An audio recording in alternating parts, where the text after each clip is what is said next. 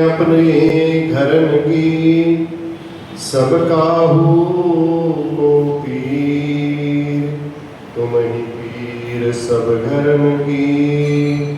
धन्य धन्य रघुवीर, धन्य धन्य रघुवीर।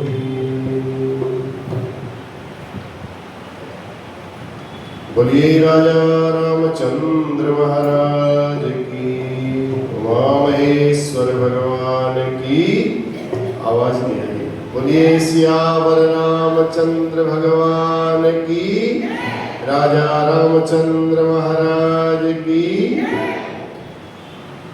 जिनकी जटाओं में गंगा की धार, जिनके गले में मुंडों की माल, बड़े ही दयालु हैं मेरे भोले बाबा, बड़े ही दयालु हैं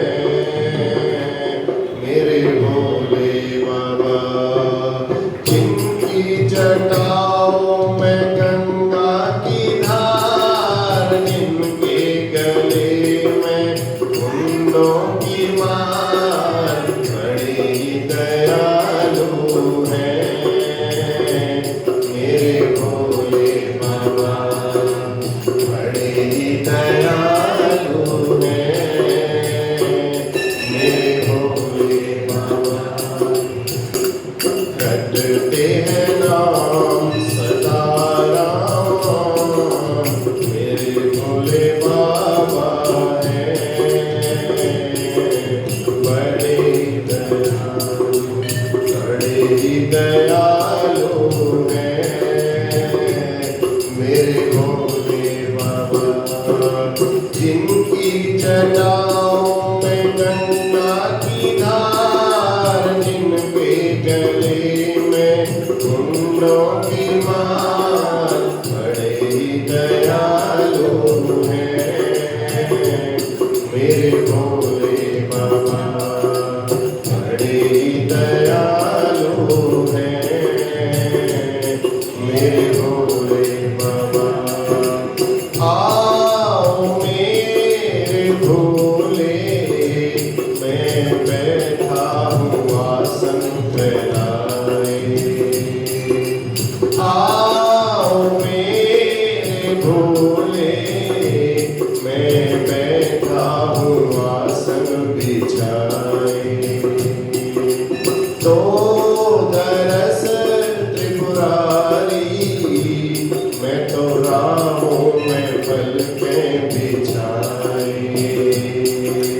तो दरस त्रिपुरारी, मैं तो राहों में पलकें बिछाए। आ जाओ आप प्रभु, तेरी महिमा गाते हैं मेरे भोले बाबा। आ जाओ आप प्रभु, तेरी महिमा गाते हैं मेरे भोले बाबा। जिनकी जटाओं में गंगा की धार, जिनके गले में मुंडों की माल, बड़े ही दयालु हैं मेरे भोले बाबा, बड़े ही दयालु हैं मेरे भोले बाबा, बड़े ही दयालु हैं मेरे भोले बाबा। बोल शंकर भगवान की।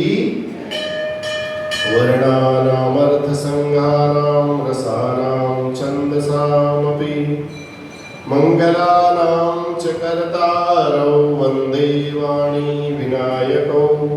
भवानी शंकरौ वन्दे श्रद्धा विश्वासरूपिणौ। याभ्यां विना न पश्यन्ति सिद्धाः स्वान्तस्तमीश्वरम्। भवानी शंकरौ वंदे श्रद्धा विश्वासरूपिणौ याभ्यां विना न पश्यन्ति सिद्धा स्वान्तस्तमीश्वरम्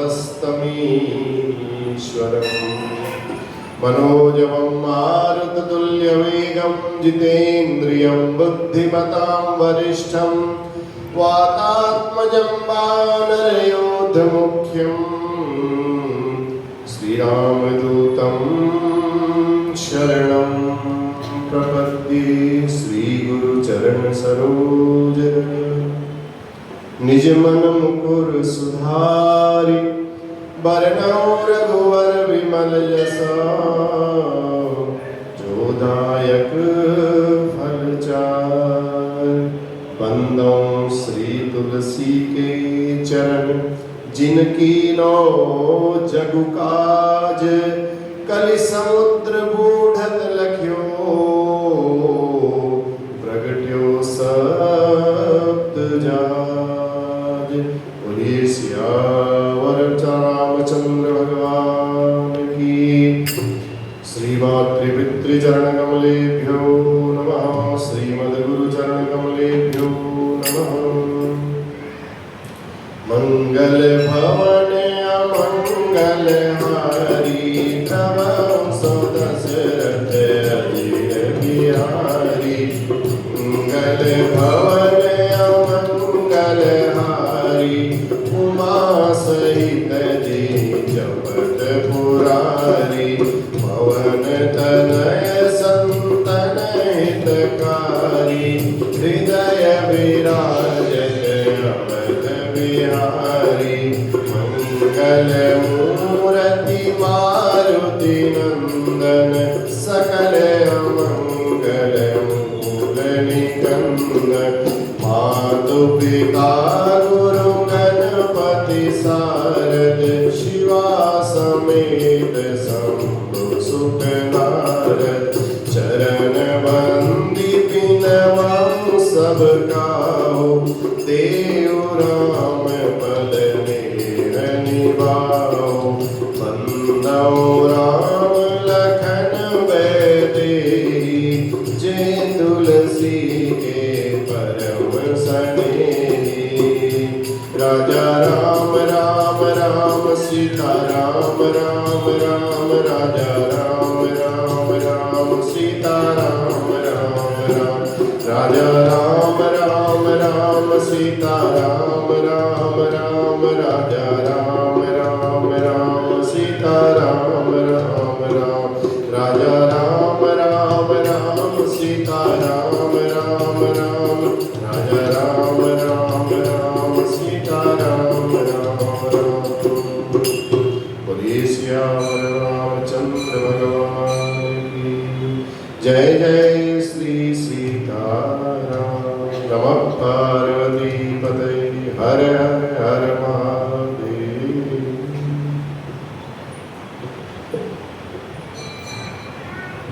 भगवान श्री रामचंद्र जी के पावन चरणों में प्रणाम करते हुए आप सभी लोगों का वंदन। सिय राम में सब जग जानी करऊं प्रणाम जोरि जुग पानी। आप सब में भी तो भगवान का ही अंश है। कल हमने बताया था ईश्वर अंश जीव अविनाशी। दोष किसको लगता है? अंश को।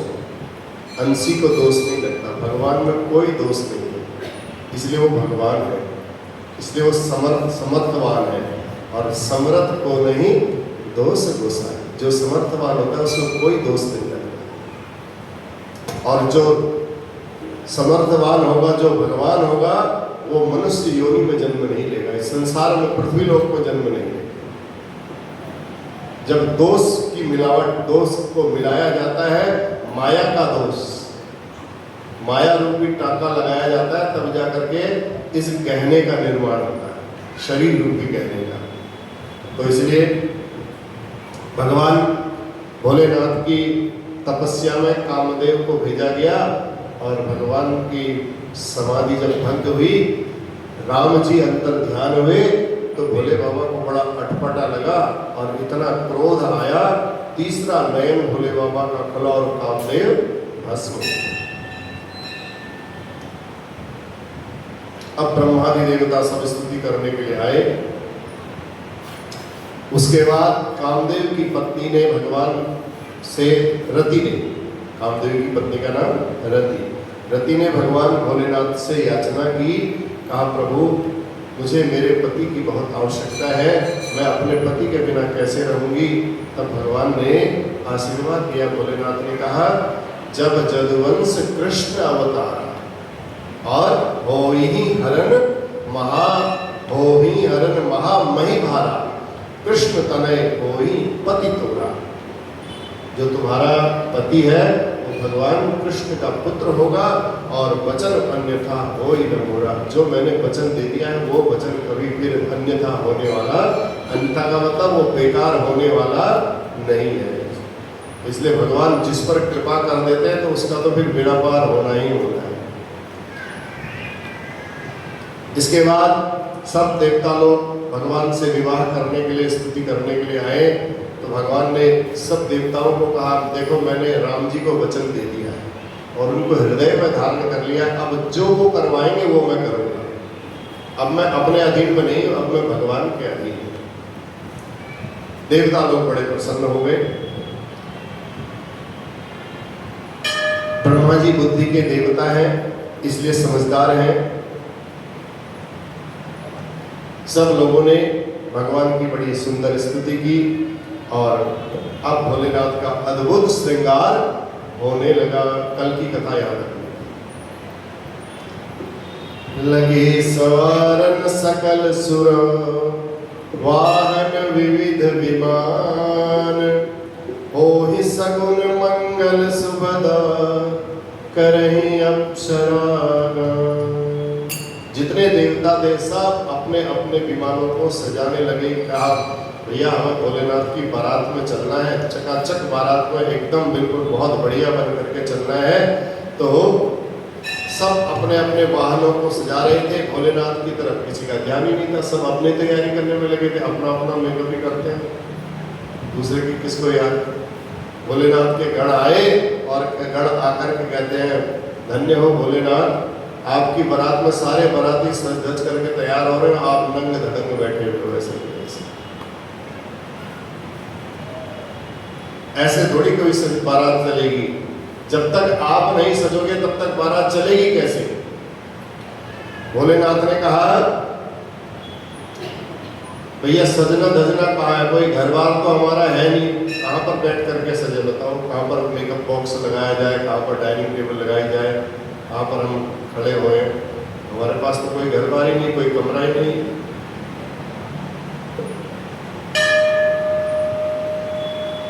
दूत कहते हैं, भोलेनाथ के गण कहते हैं प्रभु हम संवारेंगे आपको, हम सजाएंगे आपको। भोलेनाथ ने जब अपने दूतों के मुंह से, अपने गणों के मुंह से सुना कि मेरा श्रृंगार करने के लिए बड़े उद्यत हैं, तैयार हैं, तो भोले बाबा ने कहा आपकी इच्छा है, अगर आप श्रृंगार करना चाहते हो तो हमें उस श्रृंगार से भी कोई इनकार नहीं है। बताओ। गणों ने कहा कोई बात नहीं सरकार, हम आपका श्रृंगार करेंगे।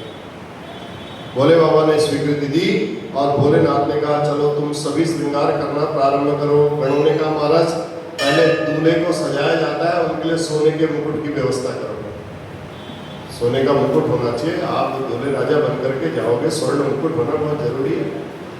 तो भोलेनाथ ने कहा, गणों ने कहा महाराज स्वर्ण मुकुट की व्यवस्था की जाए आपके लिए। भोले बाबा ने कहा नहीं नहीं, स्वर्ण मुकुट पहनेंगे तो देखो स्वर्ण मुकुट जिसके सिर में होता है उसको सोने का अभिमान आ जाता है। ठीक, राजा परीक्षित की वो स्थिति क्यों हुई? जब उन्होंने स्वर्ण मुकुट पहना, शिकार खेलने के लिए गए थे तो वो स्वर्ण का ही तो प्रभाव था जो कलयुग का वास हो गया सिर पर। कहा स्वर्ण पहनेंगे तो अभिमान आ जाएगा। भोले बाबा ने कहा तो इसलिए जो हमको देखेगा फिर वो ईर्ष्या करेगा। इतना बड़ा सा भारी सा सोने का मुकुट, सोना वैसे ही इतना महंगा, मोदी जी ने और मना कर दिया मत खरीदो। ठीक, तो इतना बड़ा सोने का मुकुट पहन करके हम नहीं जाएंगे। स्वर्ण मुकुट जिसके सिर पर होता है उसको अभिमान हो जाता है और सामने वाले को देख करके भी ईर्ष्या होती है। तो हम ऐसा मुकुट नहीं पहनना चाहते हैं जिससे सामने वाले को कोई ईर्ष्या होगा। तो सरकार मुकुट की व्यवस्था कहाँ से होगी बताओगे? भोले बाबा ने कहा जो ये हमारी जटाएं है ना इतनी लंबी लंबी, इन जटाओं को ही लपेट करके तुम बढ़िया सा हमारा एक मुकुट बना दो। लपेटते जाओ बढ़िया सा मुकुट बन जाएगा। चोटी बनाते हैं ना आजकल, तो बड़ी डिजाइन वाली चोटियां भी बन जाती है। ऐसे ही भोले बाबा के जटाओं को लपेट करके तो गणों ने ऐसे गोल गोल गोल गोल गोल गोल घुमा घुमा करके जटाओं का बड़ा सुंदर मुकुट बना दिया। भोले बाबा ने कहा बस ये बहुत बढ़िया मुकुट है, इसको देख करके किसी को ईर्ष्या भी नहीं होगी और सब हंसेंगे भी, बड़े खुश होंगे सब। ऐसी चीज करो कि जिसको देख करके सब खुश हो जाए।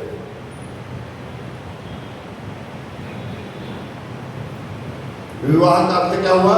संसार से अपने संबंध को जोड़ना। भगवान शिव अपने सिर पर सर्प का मोर मुकुट स्वीकार करते हैं। उन्होंने बोला मुकुट पहनाना है, जटाओं को लपेटा, उसके ऊपर सर्प को खड़ा कर देंगे हम ऐसे करके और बढ़िया सा मोर बन जाएगा और यही हमारे सजने की यहाँ से पहली शुरुआत होगी। कहने का भाव, सर्प का मुकुट भोलेनाथ ने क्यों बनाया? मानो वो संसार को ये शिक्षा देना चाहते हैं, समाज को ये शिक्षा देना चाहते हैं भोलेनाथ कि देखो जब संसार से जुड़ो तो सर्वथा एक बात का हमेशा ध्यान रखना।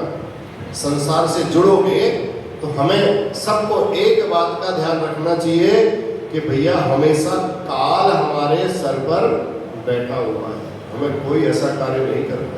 कब डसले काल ब्याल मुख ग्रासो त्रास निर्णास हे कभी। काल रूपी जो ब्याल है ये अपना मुख खोले हुए बैठा हुआ है, जिसका नंबर आया तुरंत पकड़ लेता है, बिल्कुल एक सेकंड भी नहीं लगता। तो सदा इस बात का ध्यान रखना है कि काल हमारे सर पर बैठा हुआ है। दो बातन को भूल मत जो चाहे कल्याण। दो बातों को नहीं भूलना है। दो बातन को भूल मत जो चाहे कल्याण।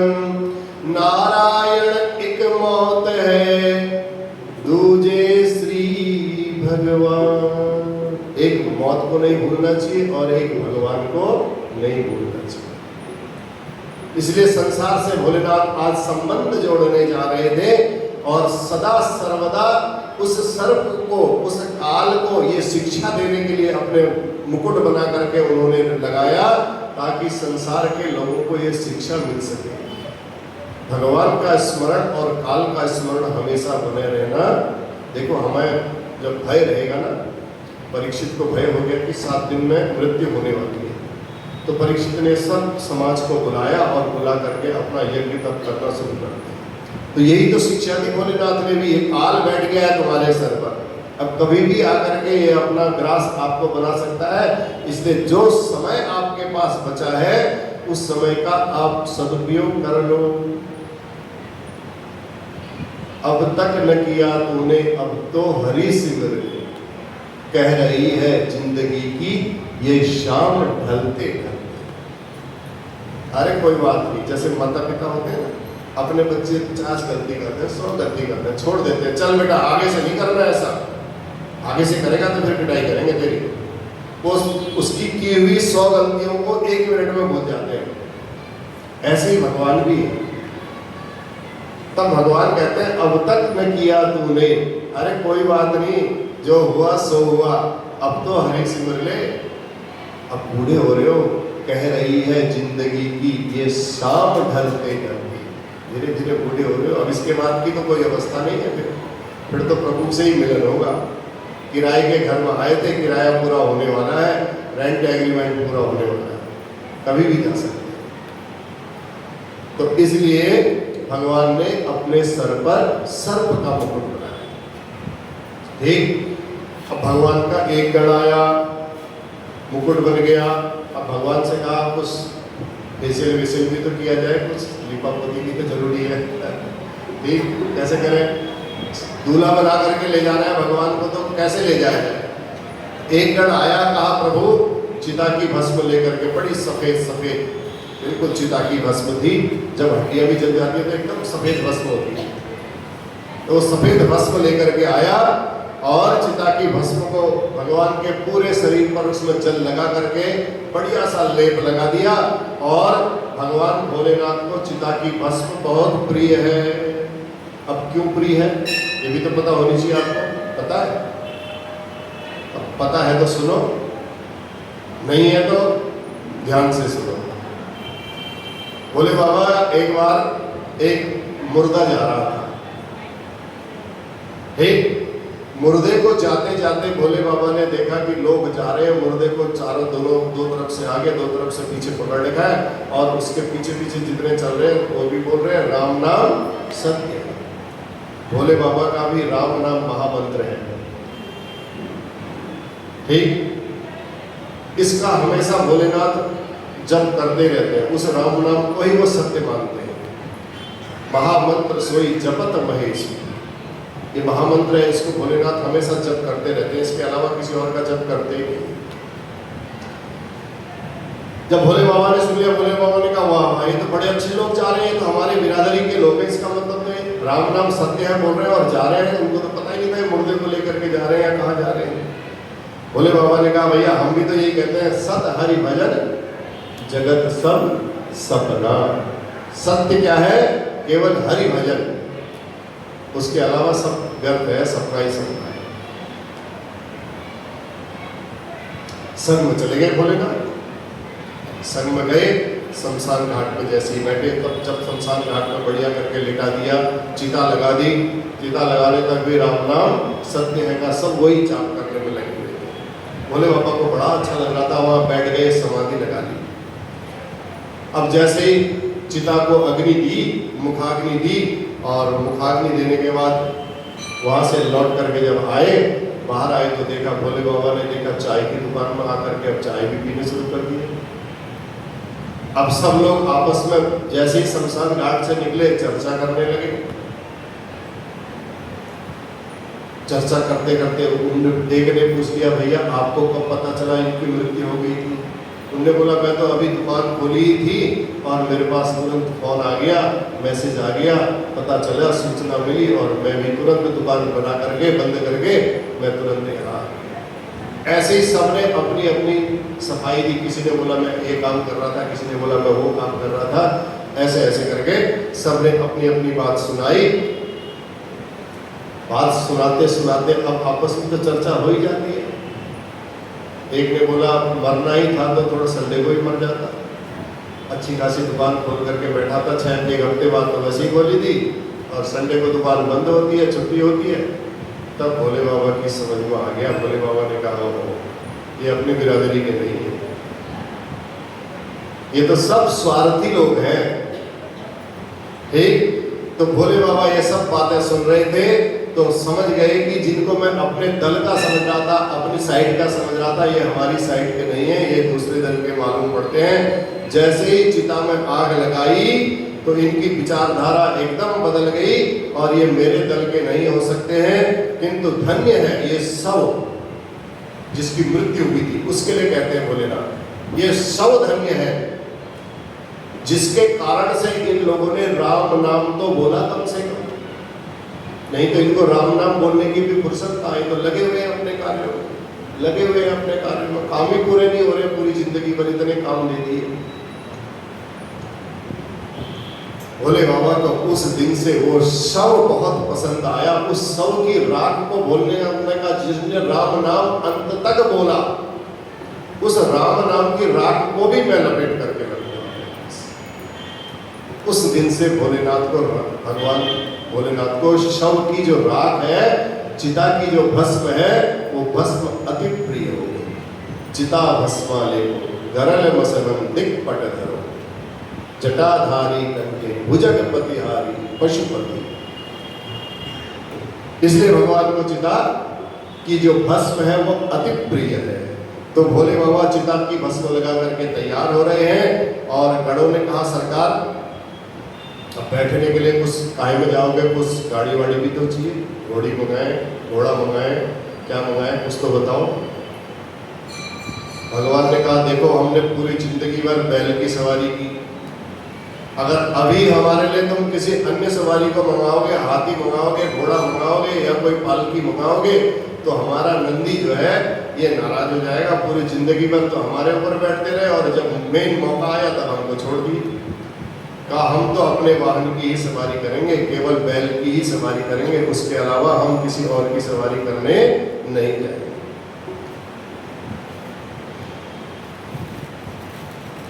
भोले बाबा बैल पर बैठ गए। अब बैठे कैसे? बैल की पूंछ की और पीठ की तरफ तो कर दिया भोले बाबा ने मुंह, और बैल के मुंह की ओर कर दिया पीठ। बड़े अटपटे ढंग से बैठ करके बारात चल रही है। देखो मन में कल्पना करो, ऐसे बाराती और ऐसे बारात और ऐसा दूल्हा। बड़े इंद्रादि देवता ब्रह्मा विष्णु सब बड़े सज धज करके उस बारात में आए हुए हैं। और भोले बाबा ने देखा कि मेरे पीछे पीछे मेरे इष्ट देव चल रहे हैं, मेरे राम चल रहे हैं, मैं अपने राम को पीठ कैसे दिखा सकता हूँ? संसार को तो पीठ दिखाई जा सकती है, लेकिन भगवान को पीठ नहीं दिखा सकती। इसलिए उन्होंने नंदी के उल्टी तरफ को मुंह कर लिया, ऐसे चलने लगे भगवान की ओर। अगर मुख होगा हमारा संसार की तरफ, पीठ हो जाएगी तो कोई प्रभाव नहीं पड़ेगा, ये तो चलता रहता है संसार में। हम परमात्मा के सन्मुख होए, हमें ये शिक्षा मिलती है भगवान भोलेनाथ के बैठने से। खाली एक कहानी सुना देना थोड़ी है कि बात, उसके पीछे अध्यात्म क्या है कि हमेशा जीव को भगवान के सम्मुख बना रहना चाहिए, भगवान की ओर पीठ दिखा करके नहीं। भगवान को पीठ दिखाओगे तो सब काम बिगड़ जाएंगे। संसार को पीठ दिखाओगे, संसार है, कभी ये खुश भी हो जाते हैं, कभी ये दुखी भी हो जाते हैं, कभी ये रुष्ट भी हो जाते हैं, कभी ये हर्ष भी हो जाते हैं, खुशी भी हो जाती है। तो इसलिए अब भगवान भोलेनाथ की बड़ी सुंदर बारात चल रही है। देखो कैसे कैसे चल रहे हैं भोलेनाथ।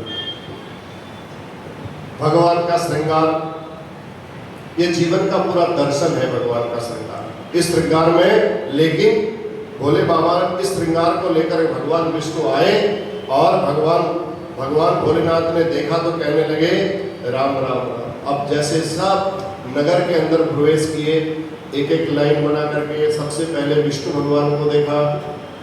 विष्णु भगवान की तरफ जब नगर वासियों की दृष्टि पड़ी तो बड़े सुंदर, भगवान का स्वरूप तो सबसे सुंदर है। शांताकारं भुजगशयनं पद्मनाभं सुरेशं, बड़ा सुंदर स्वरूप है। नीलाम्बुजश्यामलकोमलांगं सीतासमारोपितवामभागं पाणौ महासायकचारुचापं नमामि रामं रघुवंशनाथं। भगवान का स्वरूप बड़ा विचित्र, बड़ा सुंदर। भगवान विष्णु को देख करके सारे नगर वासियों को लगा, हिमाचल वासियों को लगा कि वास्तव में यही दूल्हा है। पहुंच गए, भगवान विष्णु आए और बिलक बिलक होई चलऊं सब। भगवान विष्णु ने कहा सबको एक साथ चलने की आवश्यकता नहीं है, सब अलग। ब्रह्मा जी की लाइन अलग होगी, विष्णु भगवान की लाइन अलग होगी, इंद्र की लाइन अलग होगी, जितने देवी देवता हैं सब अलग अलग लाइनों में चलेंगे। भगवान शिव परमार्थी देवता है, और भगवान शिव परमार्थी है और देवता सारे स्वार्थी हैं। तो इसलिए अगर परमार्थी के संग चलेंगे तो शोभा नहीं हो पाएगी। और महाराज परमार्थी के संग पूरी नवदा भक्ति चलेगी। पूरी 9 लाइनें लगवा दी भगवान विष्णु ने, एक एक करके सब 9 लाइनों में 9 पंक्तियों में अलग अलग सब चल रहे हैं। अब भोलेनाथ ने कहा बताओ मेरे समाज को बुलाओ भैया। श्रृंगी गया दौड़ करके कुएं में झांक करके उसने देखा कुएं के अंदर जितने भूत प्रेत थे उन भूत प्रेतों का आह्वान किया और भोले बाबा की बारात में सारे भूत प्रेत भी दौड़ा पड़े। धन्य हो भोलेनाथ। संसारियों को पता चलता है घर में भूत लग गया, प्रेत लग गया तो जा करके झाड़ फूक लगा करके कहीं बोतल में बंद करा के, कहीं कस करा के, कहीं कुछ करा के उनको रोक देते। लेकिन भोलेनाथ ने उन भूत प्रेतों को भी अपनी बारात में बुला लिया। देखो कितने दयालु भोले शंकर, दयालु से बढ़कर देवता कोई दूजा नहीं है। भोले शंकर, दयालु से बढ़कर कोई दूजा नहीं है। एक लोटा अगर जल चढ़ाओ, एक लोटा अगर जल चढ़ाओ, लाभ तो छोड़ हानि नहीं है। एक लोटा अगर जल चढ़ाओ, लाभ तो छोड़ हानि नहीं है। तो भोले शंकर दयालु से बढ़कर देवता कोई दूजा नहीं। इसलिए तो भगवान राम जी की कथा से पहले भोलेनाथ की कथा सुनाई जा रही है। आपका विश्वास कितना है? आपका विश्वास दृढ़ होने के लिए ही शिव कथा पहले सुनाई जा रही है। पर सती जी की तरह अगर डगमगा जाओगे तो फिर राम कथा नहीं सुन पाओगे, राम कथा से वंचित हो जाओगे। इसलिए भोलेनाथ ने जैसे ही भूत प्रेतों को बुलाया, भूत प्रेत बड़े प्रसन्न हो गए। अद्भुत बारात चल रही है भगवान की। गोस्वामी तुलसीदास जी बड़े सुंदर शब्दों में करते हैं, को मुखहीन विपुल मुख काहू, बिनु पद कर को बहु पद बाहु। को मुखहीन विपुल मुख काहू, बिनु पद कर को बहु पद बाहु। विपुल नयन को नयन बीना, हृष्ट पुष्ट को अति तन कीना। इन सबको मिला करके भगवान विष्णु ने सबकी 9 लाइनें लगवा दी। भैया एक एक लाइन में सब अपने अपने कमांड लेकर के चलो, सबके सब नायक बन करके चलो। तो ये साक्षात 9 प्रकार की भक्ति ही भगवान भोलेनाथ की बारात में चल रही है। ये 9 लाइनें क्यों लगवाई, कैसे? सुनो। सबसे पहले हमने बोला को मुखहीन, पहली भक्ति मुखहीन। दूसरी भक्ति विपुल मुख काहू। तीसरी भक्ति बिनु पद, जिसके चरण न हो। को बहुपद, कोई बहुत सारे पाँव वाले। सुनो कैसे। नवी पंक्ति में जो चल रहे हैं उनके मुख नहीं है। जिसका मुख नहीं होता है, कोई श्रीकाल जैसा है, कोई कुत्ते जैसा है, कोई सुअर जैसा है। ये सब 9वें नंबर की पंक्ति में चल रहे हैं। जानते 9 पंक्तियां साक्षात नवधा भक्ति ही है। श्रद्धा और विश्वास के परिणय की ये साक्षी बन रही है। आज विवाह किसका हो रहा है? श्रद्धा और विश्वास का विवाह हो रहा है। भवानी और शंकर क्या है? श्रद्धा और विश्वास। सबसे पहले हमने बताया, इसीलिए बताई ये बात पहले, ताकि इस बात का पूरा स्मरण रहे पूरी कथा में। और शिव कथा चल रही है, राम कथा, और सुना रहे हैं शिव कथा के। इसीलिए सुना रहे हैं कि आपका श्रद्धा और विश्वास बिल्कुल दृढ़ रहना चाहिए। जब श्रद्धा और विश्वास दृढ़ होगा तब भक्ति और भगवान आपको प्राप्त होंगे। राम और सीता तब आपको दर्शन देने के लिए आएंगे। बोलिए सियावर भगवान की। को मुखहीन विपुल मुख काहू। को मुखहीन माने मुख नहीं है, कानों से केवल सुनने की जो भक्ति होती है। नवधा भक्ति में श्रवणम, कीर्तनम, वंदनम, ऐसे 9 प्रकार की भक्ति बताई है। तो 9 भक्ति में चौपाई में तुलसीदास जी ने लिख दिया को मुखहीन विपुल मुख काहू। मुखहीन का मतलब श्रवण नाम की जो भक्ति है। तो श्रवण भक्ति, श्रवण के लिए कानों की आवश्यकता होती है, मुंह की आवश्यकता नहीं होती है। और विपुल मुख काहू, किसी के बहुत सारे मुख हैं, तो ये कीर्तन की भक्ति है। श्रवणम कीर्तनम, कीर्तन करते हैं तो एक से थोड़ी कीर्तन होता है। जब सब लोग बोल करके बोलेंगे हरे राम राम राम राम हरे हरे, हरे कृष्ण कृष्ण कृष्ण हरे हरे। ये हो गया विपुल मुख काहू। ये दूसरी भक्ति चल रही है। श्रद्धा और विश्वास के विवाह में 9 प्रकार की भक्तियां बाराती बनकर के जा रही हैं, चल रही है। ये कीर्तन भक्ति हो गई। और तीसरी भक्ति है, तीसरी बोली को मुखहीन विपुल मुख काहू बिनु पद कर, बिनु पद कर, जिसके हाथ और पांव नहीं है। बिनु पद कर, कर माने हाथ, पद माने पांव, बिनु माने नहीं। जिसके हाथ और पांव नहीं है, ये है स्मरण भक्ति, याद करना, भगवान का चिंतन करना, स्मरण करना।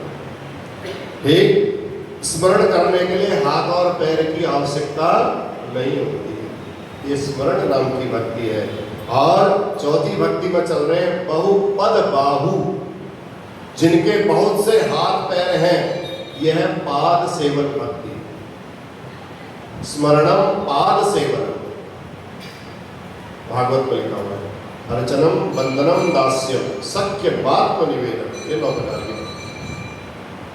तो ये पाद सेवन, बहुपद बाहु का मतलब ये पाद सेवन, ये पाद सेवन भक्ति है भगवान की। भगवान के पाद सेवन करने के लिए जितना हाथ पैर हो उतने ही कम लगते हैं। हमारी इच्छा होती यहाँ भी अच्छे सफाई कर देते, यहाँ भी भगवान जी का श्रृंगार कर दे, भगवान जी मेरे को इतना देते, मैं ये भी कर देती, ये भी कर देती, ये भी कर देती। बहुत सारे पाँव की, बहुत सारे हाथ की आवश्यकता होती है भक्ति। ये बहुपद भक्ति, ये पाद सेवन भक्ति है। ठीक, उतना ही कम लगता है। जितना हमको भगवान दे दें उतना ही, जितना हम भगवान के दरबार में लगा दें उतना ही कम लगता है, जितना लगा दें उतना ही कम लगता है। उस समय मन में सोचते हैं हमारे 10-10 हाथ होते कमाने वाले ना, तो बड़ा आनंद आता है, और कुछ करते, इससे भी अच्छा करते, इससे भी अच्छा करते। ये हो गई ठाकुर जी की चौथी भक्ति, बहुपद बाहु, पाद सेवन की भक्ति, स्मरणम पाद सेवन। अब बोला विपुल नयन, विपुल नयन का मतलब जिसके बहुत से नेत्र हो, यह है अर्चन भक्ति। भगवान का अर्चा विग्रह देखे, अर्चा विग्रह माने जो सामने विग्रह लगा है उसको देखने के लिए आप ठाकुर जी के दर्शन करने भी जाते हो, भगवान जी के दर्शन भी करते हो, तो देखते रहते हो, निहारते रहते हो, सोचते मेरी 1000 आंखें होती तो मैं देखते ही रहती हूँ, देखते ही रहता। ये होगी अर्चा विग्रह। विपुल नयन, बहुत से नयन, ये चल रहे भगवान की बारात में सब साथ। आनंद आ जाता है अगर ऐसी हमको भगवान 1000 आंखें दे देते, हम टकाटक लगातार बिल्कुल एक टक होकर के भगवान जी को देखते।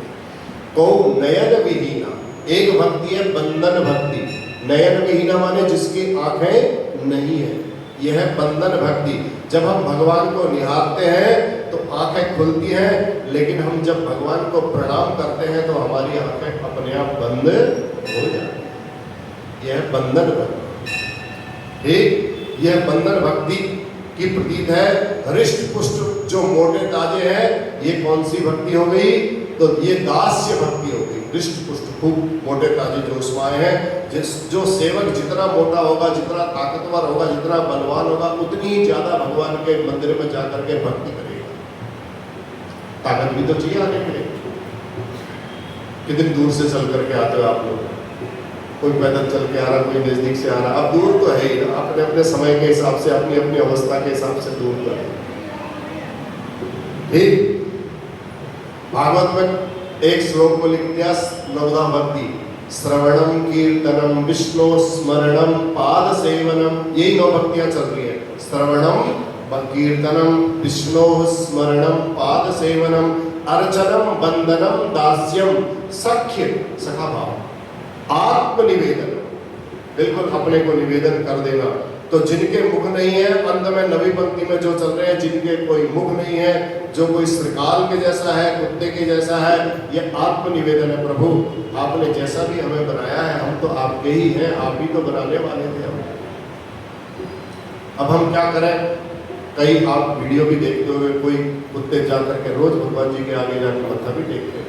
कई गाय है परिक्रमा करती है शिवलिंग के चारों तरफ जाकर, ऐसे कई जगह देखने को आते हैं। ये आत्मनिवेदन भक्ति है। अब वो मुंह से बोल तो सकते नहीं है, अपने को ही निवेदित कर देते हैं। कई मंदिर देखे हुए आपने, मंदिर में जाकर के रोज प्रणाम करते हैं। तो इसलिए ये नवधा भक्ति ही पार्वती माता के विवाह में आज सम्मिलित होने जा रही है।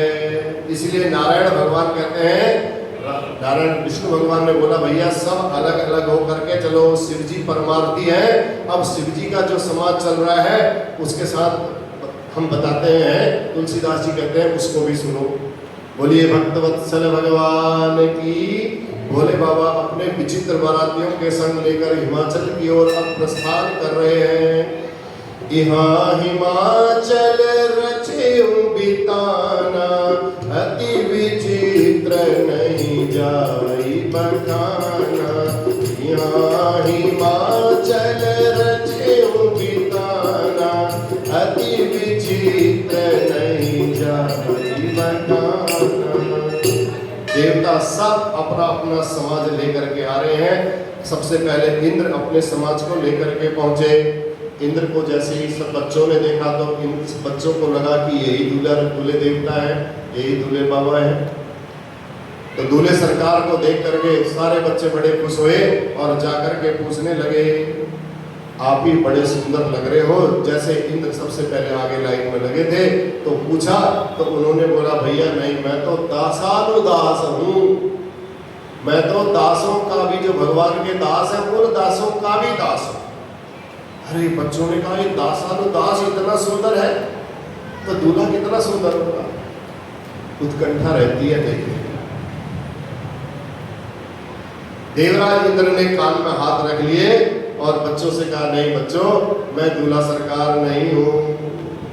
इसके बाद भगवान उन जाने, उनके आने के बाद मिले न मिले, इसलिए देवताओं ने सब प्रकार से, कभी विष्णु भगवान आए, कभी इंद्र आए, ऐसे करके सारे सब जब वहां पहुंचे, सब बच्चे देख करके सब बता रहे आपस में, कहीं यही दूल्हा सरकार तो नहीं, कहीं यही दूल्हा सरकार तो नहीं है।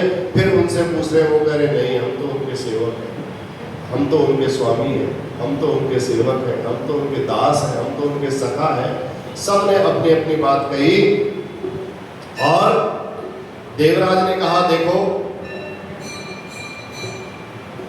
अब जब नारायण का समाज वहां पहुंचा, भगवान विष्णु के साथ जितने बाराती थे, ही हर्षे सुर सेन निहारी। ही हर्षे माने ही में, हृदय में बड़ी प्रसन्नता होने लगी उनको निहार करके भगवान विष्णु को। हरि ही देखी अति भय सुखाई। भगवान विष्णु को देख करके बड़े सुखी हो गए। हो न हो कहीं यही दूल्हा सरकार तो न हो। तो दूल्हा सरकार से पूछा, उन्होंने बोला, बच्चों हम दूल्हा सरकार नहीं है, दूल्हा सरकार आ रहे हैं पीछे से। आप कौन हो महाराज? बोले, हम तो दूल्हा सरकार के मित्र हैं, उनके दोस्त हैं। बच्चों बैठ जाओ, बैठाओ इन बच्चों को, बैठाओ।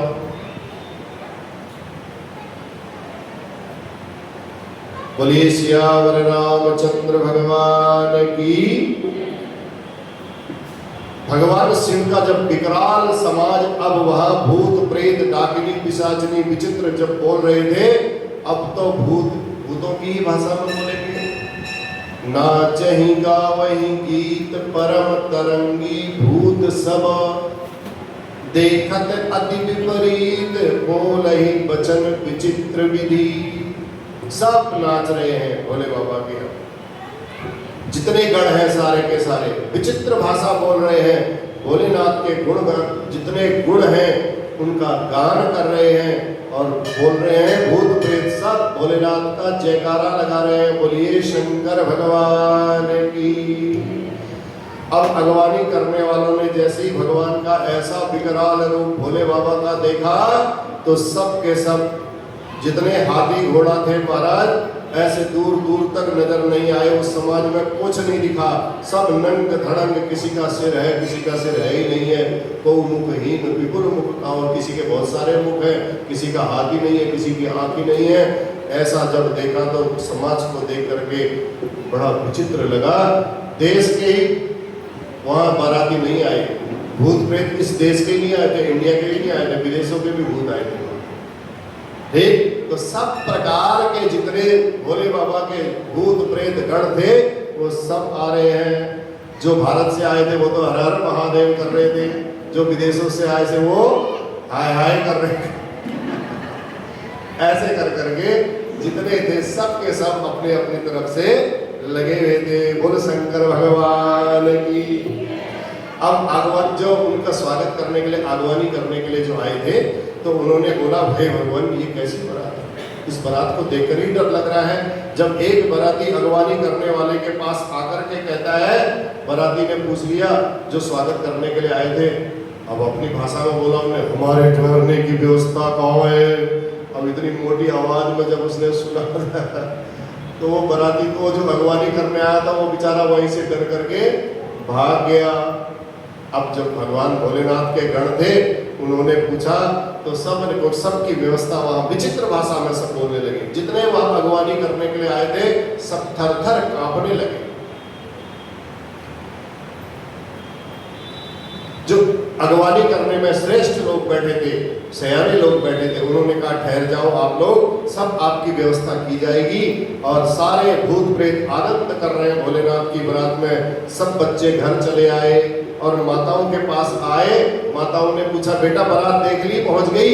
हाँ माता जी बारात पहुंचने वाली है, लेकिन आप लोग वहां जाना मत, ये बारात नहीं है, साक्षात यमराज की सेना आ रही है। अब माताओं ने सोचा ये तो बच्चे हैं, ऐसे ही बोल देते होंगे, कहीं बारात में ऐसे यमराज की सेना थोड़ी आएगी, ये तो ऐसे ही बच्चे बोल रहे हैं ऐसे। बच्चों ने कहा हमारा तो परम सौभाग्य जो हम जीवित बच के आ गए, अगर आप लोग गए तो बच करके नहीं आओगे, आपके बस का नहीं है इतनी तेज भागना। तो माताएं बच्चों को समझाती है ऐसा नहीं बोलते हैं, घबराते नहीं है, घबराने की जरूरत नहीं, ये तो साक्षात भोलेनाथ की बारात आ रही है और आप ऐसा कैसे बोलते रहे हो। यही माताएं मैना जी के जब खूब उपदेश दे रही थी तो जाकर के बच्चों ने कहा ठीक है अब तुम हमारी बात तो नहीं मान रहे हो, जब जाओगे तब तुम्हें पता चलेगा। अब मैना जी के पास गई सारी माताएं, जाकर के मैना जी से कहा अब आप बारात आ गई है, सुंदर आरती सजाओ। स्वागत तो करोगे ना उनका, आगवानी करने के लिए चलो। मैना जी सुंदर थाल सजा करके जैसे ही वहां आरती उतारने के लिए पहुंची, अब भोले बाबा को जैसे ही नंदी पर उल्टा बैठा हुआ देखा, पहले मैना जी तो वैसे ही हैरान हो गई। अब आरती करूं तो करूं कहां से, ठीक।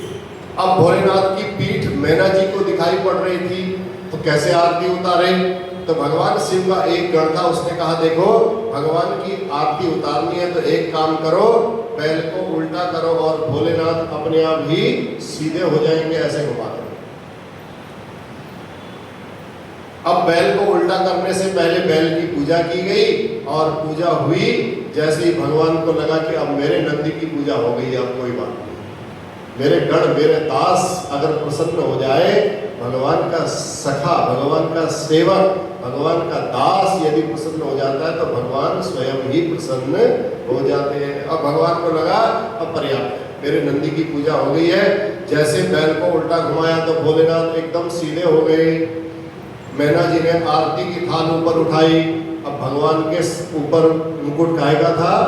सर्पों का, बड़े बड़े सर्प, खतरनाक वाले जो मणिधर सर्प जिनको बोलते हैं, उनके मणि की चमक रही थी उनकी। ऐसे मणिधर सर्प जैसे ही देखा, उनको देख करके मैना जी को बड़ा डर लगा। भगवान का स्वभाव पा गया। भगवान ने इशारा किया नहीं कुछ नहीं करना है, थोड़ा सा पीछे हट गया।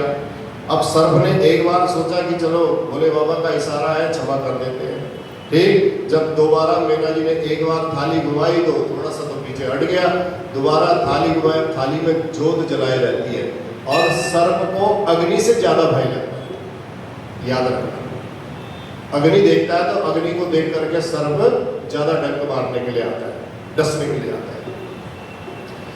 तो ऐसा उसने फूफकार मारी। जैसे ही दोबारा मैना जी ने थाली घुमाई तो मैना जी ने हड़बड़ा करके भोलेनाथ को देखा और ऐसा विकराल रूप देख करके थाली वही हाथ से छूटी और तुरंत हाय हाय करती हुई, दैया मैया करती हुई अपने भवन को चली गई। ऐसा विकराल दूल्हा तो मैंने आज तक देखा ही नहीं। सब अपने अपने घर के दरवाजे बंद कर लिए, कोई हमारे घर में आ जाएगा कोई दूत।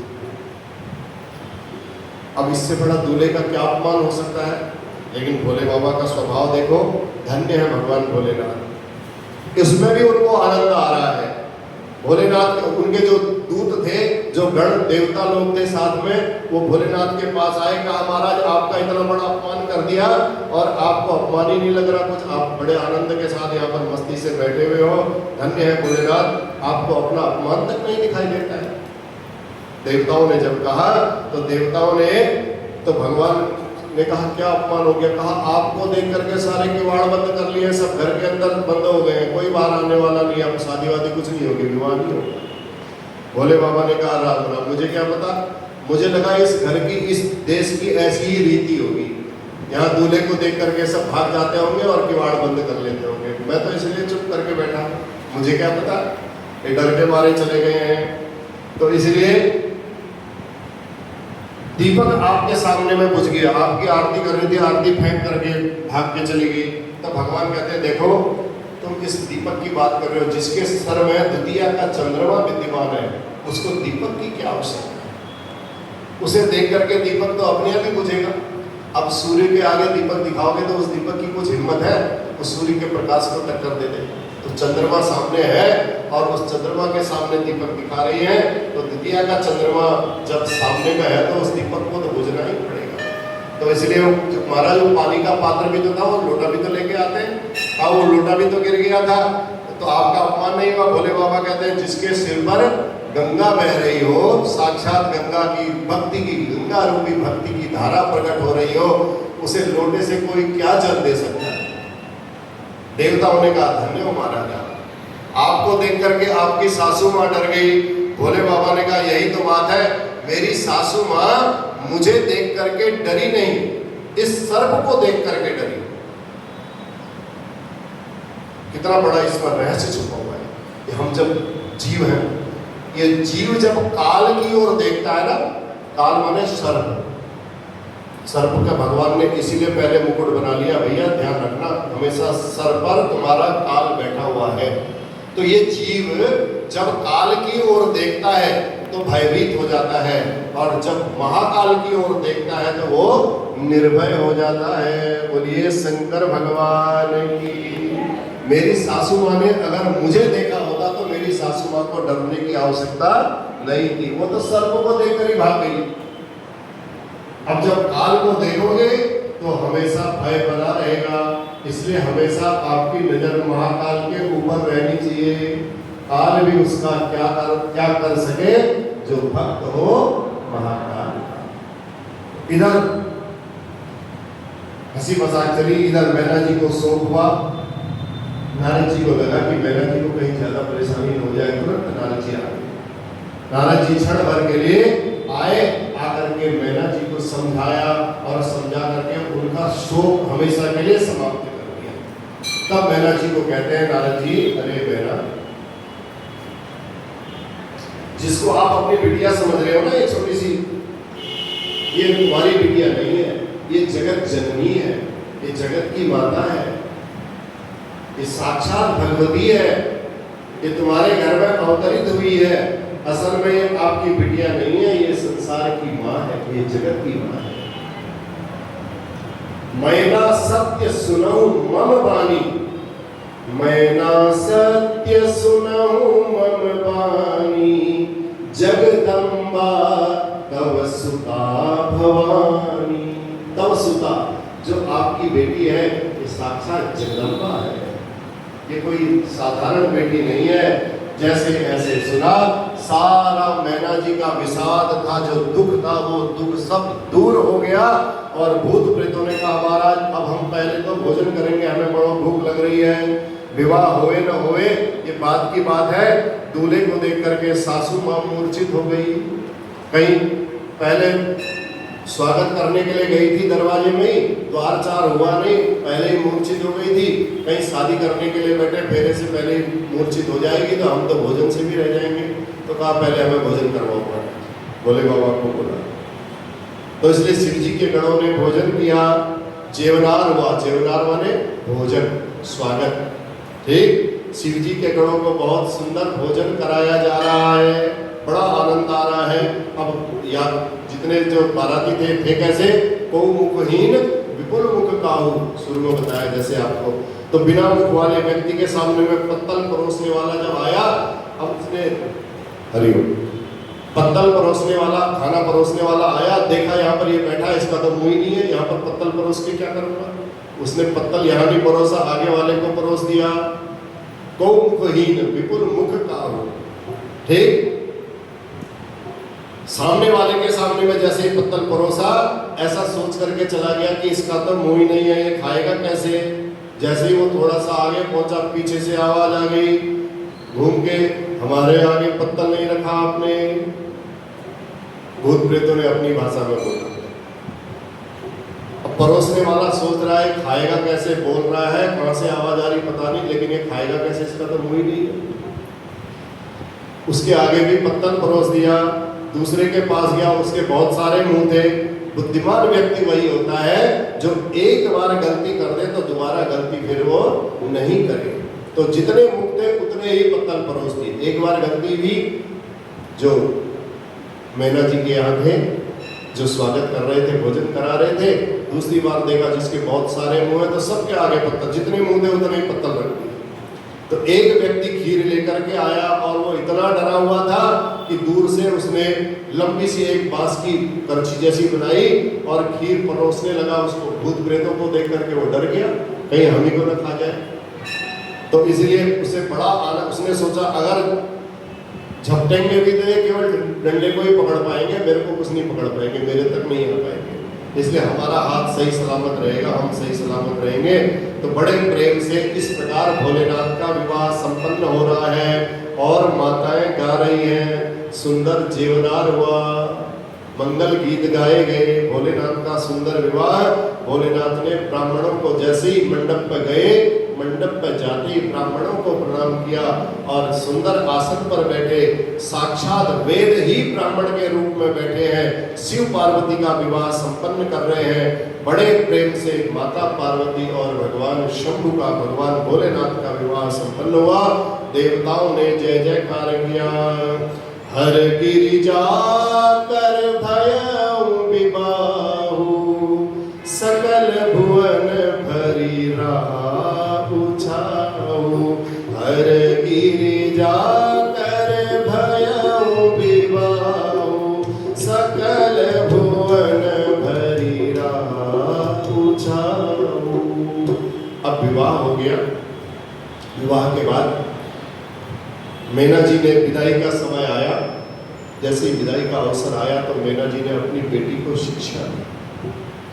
बेटी, अब तू देख दूसरे के घर में जा रही है, तुझे कैसे गृहस्थ धर्म में रहना चाहिए। विदा कर रही है सजल नेत्रों से और पार्वती मैया को कहा, बेटी सदा सर्वदा तुझे अब शंकर जी के चरणों की सेवा ही करनी है, उसके अलावा किसी अन्य की सेवा नहीं करनी है। इसके अलावा मन नहीं भटकाना कहीं। करे सदा शंकर पद पूजा, ये लिखा हुआ है गोस्वामी तुलसीदास जी। और इसमें जितनी बातें लिखी हैं सबसे पहले बताया था ना, वेदों की और उपनिषदों के ही मंत्र गोस्वामी तुलसीदास जी ने अवधी भाषा में लिख दिए, जो साक्षात वेद के ही मंत्र हैं। करे सदा शंकर पद पूजा, नारी धर्म पति देवन दूजा। करे सदा शंकर पद पूजा, नारी धर्म पति देवन दूजा। कहा बेटी, आपका नारी धर्म है, स्त्री का धर्म है, अपने पति देव के अलावा आपका कोई दूसरा धर्म नहीं है। बहुत सुंदर शिक्षा दी। इस प्रकार से माँ पार्वती विदा होकर के कैलाश पर आई हैं और कैलाश पर्वत पर माता पार्वती और भगवान शिव की अलौकिक शोभा हो रही है। बहुत दिनों तक भोलेनाथ ने करई विविध विधि भोग विलासा, गगन समेत बसही कैलासा, बहुत समय तक कैलाश में निवास किया।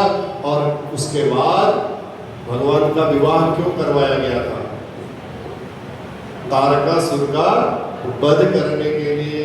कालांतर में भगवान के घर में कार्तिकेय जी का जन्म हुआ। बोल कार्तिकेय भगवान की। कार्तिकेय ने तारकासुर नाम के राक्षस का वध किया। गोस्वामी जी कहते हैं, देखो आज आपने जो ये शिव जी के विवाह का प्रसंग सुना है ना, ये कोई इतना साधारण प्रसंग नहीं है। इसको श्रवण करने मात्र से यह उमा संप विवाह हुजे, नर नारी कहीं जेगा वहीं। उमा और शंभु का जो ये विवाह है, इसको जो भी नर और नारी जो कहते हैं या गाते हैं या सुनते हैं, कल्याण काज विवाह मंगल सर्वदा सुख पावहीं। जो भी भगवान शिव और माता पार्वती के इस पावन परिणय को, पावन विवाह को, किसको? पावन विवाह को, शादी शब्द नहीं है, विवाह शब्द, परिणय संस्कार, ठीक? इस परिणय संस्कार, इस परिणय को, इस विवाह को जो सुनते हैं, उनके घर में कल्याण काज विवाह मंगल सर्वदा, उनके घर में हमेशा उत्साह बना रहता है। ऐसे भगवान की कृपा से हम लोगों ने भी आज बड़े प्रेम से ये शिव और माता पार्वती के विवाह की चर्चा को श्रवण किया, और हम भगवान भोलेनाथ से प्रार्थना करेंगे, प्रभु जैसे गोस्वामी तुलसीदास जी ने लिखा है, आपके इस मंगल विवाह को श्रवण करने मात्र से सब प्रकार का मंगल ही मंगल होता है, ऐसे ही आप भी हम सब पर ऐसी ही कृपा बनाए रखना। बोलिए शंकर भगवान की। चलिए। त्रिपुरारी ओ भोले भंडारी, आओ ना विषधारी, हमारी पुकार से हम सब आए हैं तुम्हारे द्वार में। त्रिपुरारी ओ भोले भंडारी, आओ ना विषधारी, हमारी पुकार से हम सब आए हैं तुम्हारे द्वार पे। हम सब आए हैं तुम्हारे द्वार पे। गले में बाबा सर्प विराजे, गले में बोलो बाबा के हैं पार्वती, बाबा के हैं पार्वती। दीपक लेकर दर पे तुम्हारे, दीपक लेकर दर पे तुम्हारे, भक्त करे हैं तेरी आरती। एक बार आओ, एक बार आओ, दरस दिखाओ, हम भी दास हैं तेरे। ओ कैलासी काशी के वासी, तुम हो अविनाशी, जटा में गंगाधार के। हम सब आए हैं तुम्हारे द्वार पे, हम सब आए हैं तुम्हारे द्वार पे। त्रिपुरारी ओ भोले भंडारी, आओ ना विषधारी, हमारी पुकार से हम सब आए हैं तुम्हारे। भस्मासुर को तूने मारा, भक्तों को तो तारा रे। भस्मासुर को तूने मारा, भक्तों को तो तारा रे। जब जब भीड़ पड़ी भक्तों पे, छोड़ समाधि आया रे। जब जब भीड़ पड़ी भक्तों पे, छोड़ समाधि आया रे। जय जय शंकर, जय जय शंकर, जय कलंकर, जय हो गौरी शंकर। से जाए कि निकल उठ जाए, तुम्ही को मनाए, तब कर दो भव से पार रे। हम सब आए हैं तुम्हारे द्वार पे, हम सब आए हैं तुम्हारे द्वार पे। त्रिपुरारी ओ भोले भंडारी, आओ ना विषधारी, हमारी पुकार से हम सब आए हैं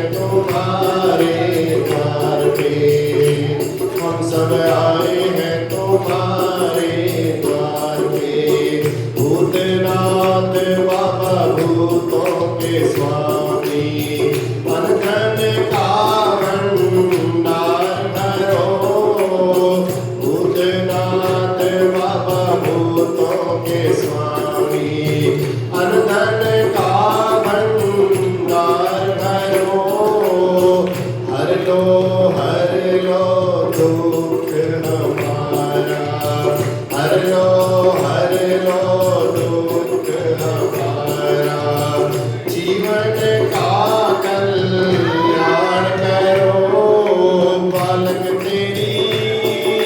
बालक तेरी महिमा गाए, सारे जग को सुनाए। त्रिपुरारी ओ भोले भंडारी, ले वो जी सुध हमारी, तेरा ही आधार है। हम सब आए हैं तुम्हारे द्वार पे, हम सब आए हैं तुम्हारे द्वार पे। त्रिपुरारी ओ भोले भंडारी, आओ ना विषधारी, हमारी पुकार से हम सब आए हैं तुम्हारे द्वार पे, हम सब आए हैं तुम्हारे द्वार पे, हम सब आए हैं तुम्हारे द्वार पे। बोल शंकर भगवान की, सियावर रामचंद्र भगवान की। धर्म की जय हो, अधर्म का नाश हो, प्राणियों में सद्भावना हो, विश्व का। गौ माता की, गंगा मैया की, भारत माता की। नमः पार्वती पतये, हर हर हर महादेव। जय जय श्री राधे, जय जय श्री सीताराम। चलिए